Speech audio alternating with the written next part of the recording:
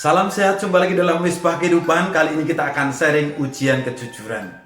Seorang bapak bekerja di hutan sebagai penebang kayu. Karena kaget ada macan lewat, gergajinya jatuh ke jurang. Dia menjadi ketakutan dan panik. Lalu dia berdoa, Tuhan tolong kirimkan malaikatmu untuk mengambilkan gergaji saya. Doanya cespleng. Datanglah malaikat, terjun ke jurang. Dia membawa gergaji emas ke bapak tadi.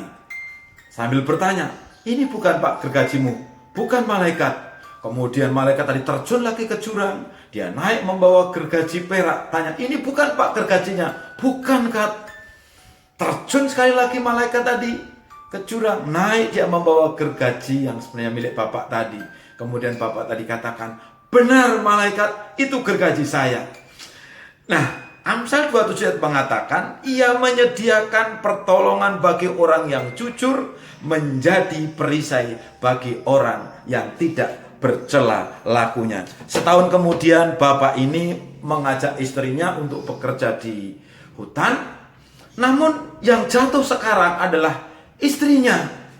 Kemudian dia berdoa seperti setahun lalu saat gergajinya jatuh. Dia katakan, Tuhan tolong kirim malaikatmu untuk menolong istri saya. Kemudian datanglah malaikat.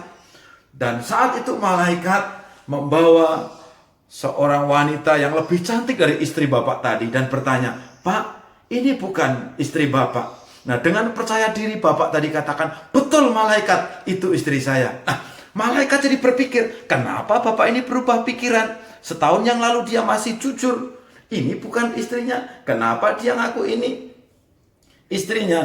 Kemudian bapak tadi menjelaskan, dengan terpaksa saya harus bohong.